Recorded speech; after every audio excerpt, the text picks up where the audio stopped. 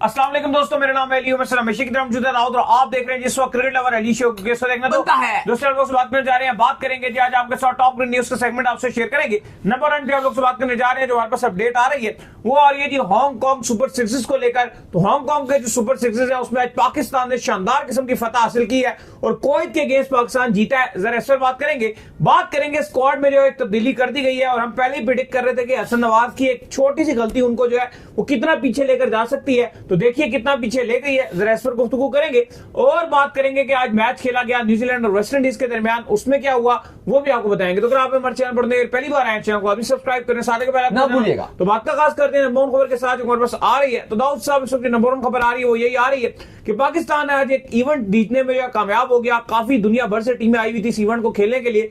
3 दिन का होता है ये हांगकांग सुपर सिक्सेस, लेकिन इन तीनों दिनों में पाकिस्तान टोटली एक मैच जो है वो हारा और वो मैच पाकिस्तान इस वजह से जो है वो हार गया था कि बारिश हो गई थी और पाकिस्तान डकलूस मेथड के साथ इंडिया से पीछे रह गया था, नहीं तो पाकिस्तान वो मैच बड़ी आसानी से जो है जीत जाता। लेकिन क्या कमाल किस्म की पाकिस्तान ने जो है फतह हासिल की है। पहले पाकिस्तान ने बैटिंग की कुवैत के खिलाफ और 130 प्लस जो बोर्ड के ऊपर जो है वो लगा दिया और फिर जब कुवैत जो चेस करने के लिए आया तो बड़े कमाल किस्म का मास सदाकत ने जो वहां पर अवर करके पाकिस्तान को बचाया और अब्बास अफरीदी इस पूरे टूर्नामेंट में छाए रहे। क्या उसने बैटिंग की, आज भी उसने 11 बॉलों में 50 जो है मार दिया और पिछले भी तमाम तर मैचों में अब्बास अफरीदी ने आपके लिए बहुत ही अच्छी बैटिंग की। अब्दुल समद ने कमाल बैटिंग की, ख्वाजा नाफे ने कमाल बैटिंग की। मां सदाकत एक बेहतरीन ऑलराउंडर के तौर पर उभर कर आए, बॉलिंग डालते रहे। दाऊद साहब कमाल करके एंड में कप ले गया पाकिस्तान। देखिए पाकिस्तान ने कमाल कर दिया और पाकिस्तान ने छठा हांगकांग सुपर सिक्सेस का टाइटल उठा लिया। ना सिर्फ पाकिस्तान ने अपना छठा टाइटल उठाया बल्कि इस हांगकांग सुपर सिक्सेस की हिस्ट्री में पाकिस्तान सबसे ज्यादा ग्रैंड फिनाले जीतने वाली टीम भी बन चुकी है। दूसरी तरफ बात की जाए तो पाकिस्तान ने आज कमाल कर दिया। पहले पाकिस्तान को ऑस्ट्रेलिया के साथ सेमीफाइनल था जो बहुत बड़ा मैच था। उस मैच में अब्बास अफरीदी ने कमाल किस्म का जो सेकंड लास्ट ओवर है वो डाला, 1 रन से तो है, सिर्फ 7 रन उन्होंने उस ओवर पे दिया और अब्दुल समद के लिए आखिरी ओवर में 30 रन छोड़ा और वहां पे बिल्कुल चेज होते होते रह गया और 1 रन से पाकिस्तान वो मैच जीत गया ऑस्ट्रेलिया के अगेंस्ट। फिर पाकिस्तान गया फाइनल में। कोई थ्रू आउट इस टूर्नामेंट में बहुत शानदार खेल रहा था। इंडिया को भी उन्होंने ऑलमोस्ट वन साइडेड ट्रैश करके रख दिया था। हर टीम को उन्होंने हराया था। इवन ग्रुप मैच में पाकिस्तान ने कुवैत को, एक अच्छा मैच पाकिस्तान को हुआ था और पाकिस्तान को उनके साथ आखिरी ओवर में अब्बास अफरीदी ने ही पाकिस्तान को जितवाया था। अगर वो हीरोइक ना करते तो पाकिस्तान अगले राउंड में भी ना जा पाता, पाकिस्तान क्वार्टर फाइनल सेमीफाइनल जा ही ना पाता। एक तो वहां पे अब्बास अफरीदी ने किया और फिर फाइनल जहां पर मस्ट नीडेड बड़ा मैच था वहां पे अब्बास अफरीदी ने कमाल किस्म की 11 गेंदों पे 52 रन बनाए, 7 छक्के और 2 चौके मारे। आपको पता है कि जैसे 50 बना लो तो रूल्स ये कहते हैं हांगकांग सुपर सिक्सेस के कि अब आपको रिटायर्ड हर्ट होना पड़ेगा और उनको फिर रिटायर्ड हर्ट कर दिया गया और उसके बाद वो वापस चले गए। लेकिन और उसका फिर ये रूल ये होता है कि अगर बाकी सारे आउट हो जाए तो फिर आप एंड में दोबारा बैटिंग करने के लिए आ सकते हो।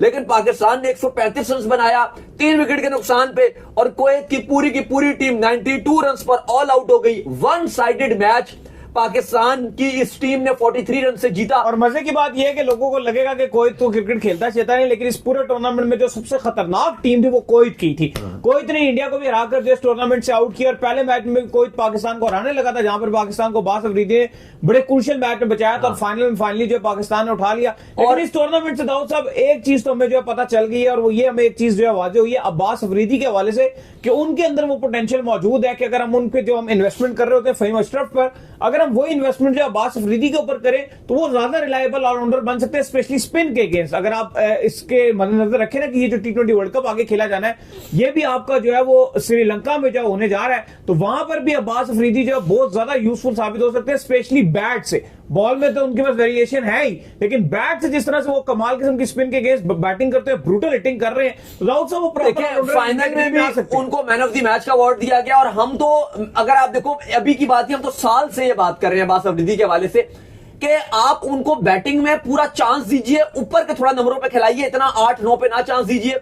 कभी कभी आप उनको छठे पे भी भेज दीजिए, कभी कभी आप T20 में, मैं PSL की बात कर रहा हूं, कभी कभी आप PSL में उनको ऊपर के नंबरों पे ट्राई करके आप उनकी ग्रूमिंग कर सकते हो। उनके अंदर वो पूरा पोटेंशियल है कि भाई जब वो बैटिंग करते हैं, मैं T20 फॉर्मेट की बात कर रहा हूं, इवन इंटरनेशनल में भी आप अगर उनको चांस दे दो, जब बैटिंग वो कर रहे होते हैं, अगर आप उनके अंदर वो दम है अली साहब कि वो आपको एक ओवर में 3-3 छक्के मार के दे सकते हैं और प्रॉपर हार्ड हिटिंग का स्किल है उसके पास, स्पिन के अगेंस्ट तो बहुत अच्छी मार, प्रॉपर स्लॉगर है वो, प्रॉपर। और अगर आप वो बिल्कुल नहीं घबराता, पहली बॉल से भी वो हार्ड हिटिंग कर पाता है। लेकिन हम तो बहुत बात करते हैं कि आप अब्बास अफरीदी को बैटिंग और एसएन बॉलिंग ऑलराउंडर आप उसको टीम में खिलाओ। विदाउट कंडीशन को अगर आप देखो, जिस तरह आपने वर्ल्ड कप, अभी एशिया कप में भी उसको होना चाहिए था, फिर जो T20 वर्ल्ड कप आपने खेलना है, वहां पर मसला ये कि फहीम अशरफ बिल्कुल स्पिन के अगेंस्ट नहीं खेल पाते हैं। हमने देख लिया था जब जो दुबई में था, बिल्कुल बैट ही फेंक देते हैं स्पिन के अगेंस्ट। पेस के अगेंस्ट फहीम अशरफ बहुत अच्छे हैं। ऑस्ट्रेलिया, न्यूजीलैंड, इंग्लैंड जहां पर बाउंस अच्छा आता है, वहां पर फहीम आपके लिए बहुत अच्छे छक्के मारेंगे। लेकिन नवाज, ये जो आपके अब्बास है, ये स्पिन के अगेंस्ट बहुत अच्छे और ये जबरदस्त खेलते हैं। अच्छा, मैं ये बोल रहा हूं कि ये नहीं है कि आप बोल रहे हो जी कि फहीम है तो हम इसको खिला नहीं सकते। आप फहीम को भी रखिए, फहीम को मत हटाइए, लेकिन जैसे अब एक आध मैच है तो आपने एक दो मैच फहीम को खिलाए, एक आध मैच आप इसको खिला लो। जैसे रोटेशन चल रही होती है आपके बॉलर्स की, आपके बॉलर्स की बाकी भी रोटेशन चल रही है, तो आप इसमें भी रोटेशन कर सकते हो। और आप अगर इसको प्रॉपर तैयार करोगे तो इसके अंदर ये बॉलिंग में तो फहीम से बहुत ऊपर है। बॉलर तो ये पूरा है, क्योंकि T20 में वेरिएशंस हैं। आपको विकेट टेकर बॉलर है, ये ऊपर के ऊपर डाल सकता है, मिडिल में डाल सकता है, बॉलिंग में तो कोई कमी ही नहीं है। लेकिन बैटिंग में अगर आप इसको तैयार करते हो, और इस हांगकांग सुपर सीरीज में उसने अपने बैटिंग के वो स्किल दिखाए हैं। इमर्जिंग एशिया कप में भी डाल दो। अभी जो आपका स्क्वाड है उसको आपने डाला ही नहीं है, वो तो स्क्वाड अब खैर चला भी गया होगा, करीब ही है उसके 14 तारीख से तो उसके मैचेस भी शुरू हो रहे हैं, उसमें भी डालो। फिर कल परसों चला जाएगा तो उसमें भी डाल दो। नहीं, एग्जैक्टली, बिल्कुल ठीक बात कर रहे हैं आप। तो आपको वो करना चाहिए था, लेकिन अब्बास अफरीदी ने प्रूफ किया। हम तो बार बार बात करते हैं कि इसको आपको बैटिंग में भी चांस ऊपर के नंबरों पे देना चाहिए, बॉलर नहीं। एक T20 में एक प्रॉपर ये आपको ऑलराउंडर बनने की उसके अंदर कैपेबिलिटीज है। आई होप कभी जो PSL आएगा उसमें इसको बैटिंग में प्रॉपर यूज किया जाएगा, क्योंकि एक क्राइटेरिया आपके यहाँ PSL है, वहां पे ये विद द बैट करके दिखाएगा तो ऑटोमेटिक जाएगा। और पिछले PSL में भी उसने बैट के साथ बड़े अच्छे अच्छे कैमियो खेले हैं। नहीं, बिल्कुल आप सही कह रहे हैं कि थोड़ा सा जो है वो उसको यूज करना पड़ेगा। खैर, इसके बाद जो अपडेट आ रही है वो ये आ रही है कि श्रीलंका की जो ODI की टीम है वो पाकिस्तान पहुंच चुकी है। पाकिस्तान में उनको रिसीव कर लिया गया। पिंडी में ये मैचेस खेले जाने हैं लगातार। जो पाकिस्तान पहले जो 3 ODIs खेलेगा श्रीलंका से, वो भी यहाँ पर शेड्यूल है। और पाकिस्तान के स्क्वाड में जो आज एक तब्दीली की गई है और नाम है जी हसन नवाज साहब, उनको जब वो रिलीज कर दिया गया। T20 में उनकी जगह पे फखर जमान को शामिल कर लिया गया। ODI में उनकी रिप्लेसमेंट जो फिलहाल अनाउंस नहीं की गई है, लेकिन जिस दिन ये बैठा हुआ था और 20 रन ये चेज कर रहा था और 20 रन रह गया था, इसने निकल के शॉट मारी थी। मैंने दाऊद को उस दिन यहाँ बैठे बैठे बोल दिया था कि इसने अपने साथ बहुत बड़ी ज्यादती की है, ये सुकून से ये सिंगल डबल लेकर भी ये 20 रन ले सकता था। पाकिस्तान अब इस पे तपेगा और ये अपना करियर जो है वो पीछे ले जाएगा, और वो ही हुआ। क्यों जी, एग्जैक्टली यही बात हुई थी। देखिए, अनफॉर्चुनेट है, क्योंकि मुझे लगता है कि ठीक है आपने उसको ODI से ड्रॉप किया, मुझे लगता है वो एक अच्छा फैसला है। ODI से आप ड्रॉप कर दो, मैं समझता हूं ODI से उसको ड्रॉप होना चाहिए। लेकिन आपने ट्राई सीरीज से भी उसको ड्रॉप कर दिया। T20 में अब देखो, ट्राई सीरीज में आपने उसके साथ किया क्या, थोड़ा सा ये भी समझना पड़ेगा। आपने उसको रोल दे दिया। एशिया कप में भी आप देखो, अगर अभी भी आप ये देखो, आप उसको रोल देते हो कि भाई तू है हमारा। आपने पहले कहा कि आप 3 पे खेलोगे, फिर आपने उसको कहा तू 4 पे खेलेगा, फिर आपने कहा 5 पे खेलेगा, फिर आपने कहा तू 6 पे खेलेगा। अब 6 नंबर के हिसाब से तो मुझे नहीं लगता कि हसन नवाज की टीम में जगह बनती है 6 नंबर के हिसाब से। और ये नंबर भी एक ऐसा है ना कि इसके ऊपर आप जितने भी प्लेयर ले आओगे ना, आपको थोड़ा सा लॉन्ग टर्म इन्वेस्ट करना पड़ेगा, भरोसा देना पड़ेगा। इस नंबर पे कोई भी प्लेयर इतना अच्छा नहीं चलेगा। चाहे आप आसिफ अली की बात कर लो, कितना आपने उसको खिलाया, बाद में उसको देख लोगे उसमें फेलियर आते ही आते हैं। इफ्तिखार अहमद की बात कर लो, उधर आपने उसको जस्ट करने की कोशिश की, उसके ही बाद में फेलियर आए। खुशदिल शाह को देख लो, आपने उसको जस्ट करने की कोशिश की, बाद में उसके साथ भी मसला आया। हसन नवाज इतनी बेहतर तरीके से परफॉर्म करता रहा, लेकिन आपने फिर उसके साथ भी मसला। यार ये नंबर ही ऐसा नहीं। मेरा पॉइंट ये कि ये जो 6 नंबर होता है ना, इस पे आपको ऑलराउंडर होना चाहिए। वो इसलिए कि प्योर बैट्समैन इस नंबर के लिए सर्वाइव नहीं कर सकता। जैसे भी आपने नाम बताए बहुत सारे, और वो एक जेन्युइन रीजन किया आपने। नहीं, वो जेन्युइन रीजन भी है, क्योंकि वो एक ऐसा नंबर होता है जहां पे आपको 12 की एवरेज चाहिए, 6 ओवरों में 60-70 चाहिए होगा। अब उसको तो रोल ये दिया जाएगा कि जाके हिट कर। वो पहली बॉल पे 0 पे आउट हो सकता है, ज्यादा से ज्यादा 2-3 बॉलें खेलेगा, टाइम है नहीं सेट होने का। तो ऑलराउंडर का फायदा ये होता है कि अगर वो बैटिंग में नहीं भी कर पा रहा, तो वो बॉलिंग से 2-3 ओवर करके कुछ ना कुछ टीम में रोल अदा करके दे रहा है। नहीं, ऑलराउंडर तो है ना आपके पास, वो तो नवाज भी है। मैं एक वैसे बात कर रहा हूं, लेकिन मेरा मानना है थोड़ा सा लॉन्ग टर्म अगर आप चांसेस दो ना, इस नंबर के ऊपर बंदे एडजस्ट हो जाते हैं। थोड़ा सा लॉन्ग टर्म या नहीं, मैं वही बात कर रहा हूं कि या तो आपको ऑलराउंडर्स इस नंबर पे एडजस्ट होते हैं। ये दुनिया भर में अगर आप देखो 6 नंबर पे T20 में ऑलराउंडर्स खेल रहे हैं दुनिया भर में। ऑस्ट्रेलिया, इंग्लैंड खेलता है ना, इंडिया, न्यूजीलैंड, श्रीलंका, कहीं भी आप चले जाओ 6 नंबर फहीम अशरफ खेलता है, नवाज खेलता है। हाँ, चलो आप वो आजकल आप तो नवाज को वैसे आप ऊपर भेज देते हो, ठीक है, भी है हमारे पास, वो भी। ये भी अब देखो, अब मसला ये है कि मैं ये समझता हूं कि अब हसन नवाज है ना, प्योरली एक्चुअली वो उनका नंबर भी नहीं है। ये वो तो ओपनर है जी। चलो आप ओपनिंग में तो फिनिशर नंबर 3 में खेल लो, कैटेगरी है। इस नंबर पे अगर आपको खिलाना भी है ना, तो जैसे पास में आपके पास जो ऑप्शन थे, मैं पहले वो बताता हूं। वो थे आपके पास इफ्तिखार अहमद, आसिफ अली, ये 5वें और 6ठे पे आप उनको खिला सकते हो। हाँ, लेकिन कोई दिलशाह की T20 में वो इतनी वो फॉर्म नहीं है, लेकिन हाँ उनका भी आप नाम ऐड कर लो। लेकिन जिन्होंने डिलीवर किया उनकी अगर आप बात करो तो पहले उससे पहले पास में उमर अकमल भी कभी कभी खेलते रहते हैं, 5वें छठे पे अकू भाई, इफ्तिखार अहमद, आसिफ अली, और इन्होंने परफॉर्मेंसेस भी दिखाई है, डिलीवरी भी किया। अब अगर आप करंटली देखो तो मुझे लगता है कि इस नंबर के लिए जो बेस्ट चॉइसेस हैं वो इरफान खान नियाजी, अब्दुल समद, ये वो खिलाड़ी है, क्योंकि ये है भी मिडिल ऑर्डर बैट्समैन। ये भी इनको भी आपने चांस दिया, नियाजी भी आपका फेलियर में आया है, मुश्किल नंबर है ना, आसान नहीं ठीक है, लेकिन एक्चुअली उसका नंबर तो है ना, यही है, तो यही नंबर ना।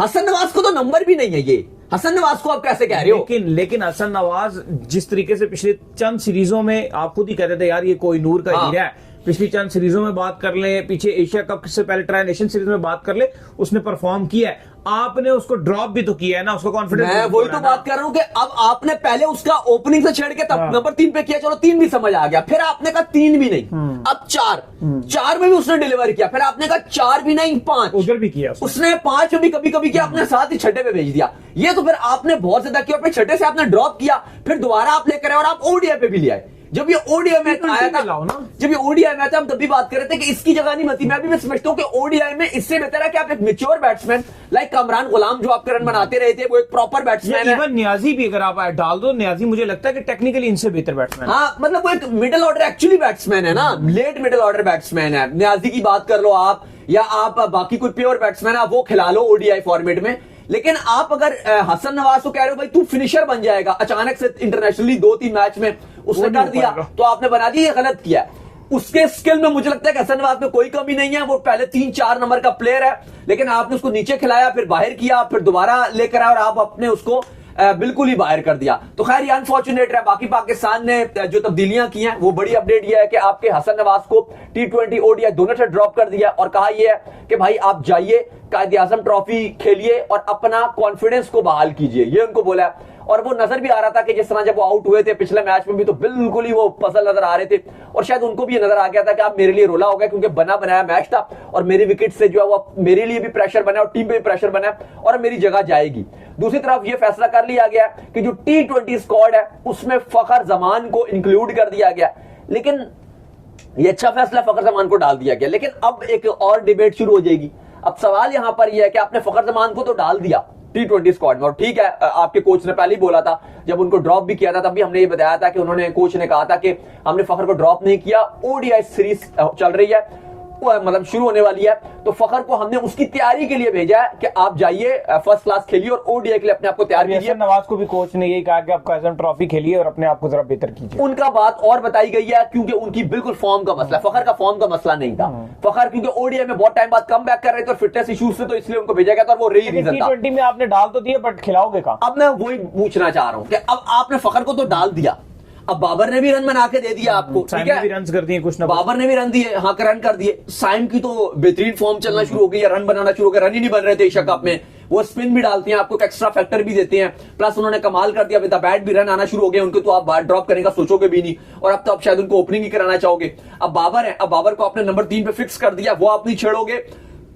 आगा मुझे लगता है कि आपने 4 पे वो आएंगे, वो भी मुझे लगता है कि आपको छेड़ना बिल्कुल नहीं चाहिए।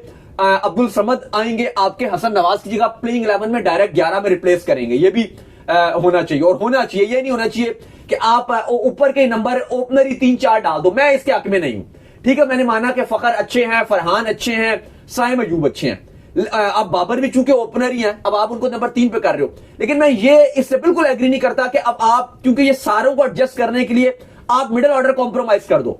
अब फखर भी हैं, फरहान भी हैं, साइम भी हैं, बाबर भी हैं, अब ये चारों अगर खेलते हैं, अब आप देखो ना नंबर 4 पे अगर इनमें से बाबर को आप खिला देते हो, 5 पे आपके आगा आ जाएंगे, ये प्लेइंग 11 कॉम्प्रोमाइज हो जाती है। आपके जो ओपनर हैं, जो आपके, सॉरी ये जो मैं बात करूं बाबर, आपके साइम, फरहान और फखर, मुझे लगता है इनमें से 3 ही 11 में खेलने चाहिए T20 में, क्योंकि अब आगा कप्तान है, वो तो खेलेंगे ना। वैसे तो हकीकत तौर पे आगा की जगह नहीं बनती, अगर तो आप आगा को ड्रॉप कर दो तो फिर तो आप इन चारों को खिलाओ, ये चारों बेस्ट है, आप इन चारों को खिलाओ और फिर आप 5 पे आप अब्दुल समद को खिलाओ, लेकिन अब ये पॉसिबल नहीं है, कप्तान तो खेलेगा ही खेलेगा। तो अगर आपके 4 पे आगा आ रहे हैं तो फिर मुझे लगता है कि अब ये नहीं आप कर सकते कि आप बोलो जी कि आगा को 5 पे कर दो, वो मुझे लगता है कि आपकी प्लेइंग 11 बहुत कॉम्प्रोमाइज हो जाएगी, क्योंकि उस्मान खान भी है, वो भी तो ओपनर है ना यार, उस्मान खान भी, उनको भी अब अभी आप 4-5 पे खिला रहे हो, वो फिर आप पूरा कबाड़ा कर देते हो प्लेइंग 11 का। तो फखर को आपने डाल तो दिया है ट्राई नेशन सीरीज स्क्वाड में, लेकिन अब प्लेइंग 11 के हवाले से मुझे लगता है कि आप कॉम्प्रोमाइज आपकी प्लेइंग 11 हो जाएगी, क्योंकि अब आप शायद आपका एक सोच ये भी होगी कि अब्दुल समद को नहीं खिलाते, हम इन चारों को खिला लेते हैं, फिर उस्मान खान भी 5वें। तो आप देखो ये 5 खिलाड़ी आपके ओपनर खेलेंगे 11 में, ये तो किसी तौर पे मुझे नहीं लगता जस्टिफाई करते, आप 5 ओपनर खिला लो। अब बात वही है कि अब हसन नवाज को आप खिला तो रहे थे 6ठे नंबर पे, लेकिन वो क्या हक अदा कर रहे थे 6ठे नंबर का? नहीं कर रहे थे। उससे बेहतर था कि आप अब्दुल समद या इरफान खान न्याजी को खिलाओ जो उनका नंबर है। तो अगर आप इन 5 को भी खिलाओगे, उस्मान खान को भी मैंने ऐड कर दिया वो 4 के साथ, जो बाबर, साइम, फखर, फरहान और आपके बाबर और उस्मान खान, अब ये 5 हो गए। तो अब आपके लिए चीजें खराब है, ये आपने बहुत ज्यादा, फिर आपकी जो 11 है वो कॉम्प्रोमाइज हो जाएगी। बाकी ऑब्वियसली फखर जमान की जगह बनती है, और हम हमेशा से बात करते हैं वो बेहतरीन खिलाड़ी है, उन्होंने डिलीवर भी किया और वो अब आपके स्क्वाड में आएंगे भी। बाबर को आप वैसे ही ड्रॉप नहीं कर सकोगे क्योंकि उन्होंने परफॉर्म कर दिया, बात सीधी सी, उन्होंने रन बना दिया T20 में, अकेला बाबर ही तो था जिसने आपको मैच जितवाया। लेकिन अब ये सवाल है कि फखर को क्या लाके आप उसको बेंच करोगे, क्या आप उसको बाहर बैठाओगे, या क्या आप फरहान को बाहर करोगे, क्योंकि थोड़े से रन फरहान की सीरीज में नहीं आए।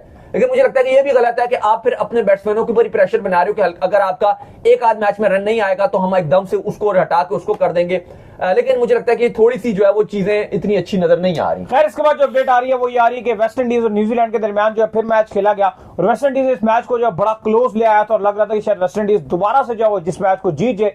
लेकिन जैकब डफी ने जो है वो एक कैच पकड़ा एंड में, इतना शानदार कि उस कैच ने टोटली मैच का जो है पासा पलट दिया और वेस्ट इंडीज को शिकस्त हो गई। राउत साहब देखिए, बड़ा जबरदस्त मैच था और 30-20 मैच था। न्यूजीलैंड अब 2-1 से लीड ले गया। एक मैच पहला वेस्ट इंडीज ने जीता था और फिर लगातार न्यूजीलैंड को जो है वो जीत मिलना शुरू हो गई है। पहले बैटिंग करके न्यूजीलैंड ने 177 रन बोर्ड पे लगाए, 9 विकेट के नुकसान पे। न्यूजीलैंड की तरफ से जो है वो आपके अगर बात की जाए तो बड़ी जबरदस्त किस्म की बैटिंग डेविन कॉनवे ने की, 56 रन बनाए। डेरिल मिचेल ने 41 रन बनाए 24 गेंदों पे। वेस्ट इंडीज चेस करने के लिए आया तो बड़ा थ्रिलिंग मैच रहा, लेकिन 168 रन बना सकी 19.5 ओवर्स में, और एट द एंड 9 रन से जो मैच है वो अपने नाम कर लिया न्यूजीलैंड ने, और सीरीज में भी बढ़तरी हासिल कर ली। बड़ी जबरदस्त किस्म की ये न्यूजीलैंड और वेस्ट इंडीज की सीरीज चल रही है। तो चलो, उम्मीद करते हैं आज का हमारा शो आपको आएगा पसंद आया। वीडियो को लाइक कीजिए और चैनल को सब्सक्राइब कीजिए, साथ लगे बेल आइकन को बजाइए। एक और काम कर लीजिए और वो ये कर लीजिए कि आप जो इंस्टाग्राम के ऊपर जाइए, इनको फॉलो कीजिए। इंस्टाग्राम पे मुझे फॉलो कर लीजिए, वहां पे मैं मौजूद हूं दाऊद क्रिकेट के नेम से। अगर आपको कोई सवाल हो तो भेजिएगा और इनको भी फॉलो कीजिए। मुझे फॉलो कीजिए, मैं मौजूद क्रिकेट लवर ऑफिशियल के नाम से लिंक डिस्क्रिप्शन में मौजूद है, जाइए फॉलो कीजिए। आप सुनते हैं, ख्याल रखिएगा।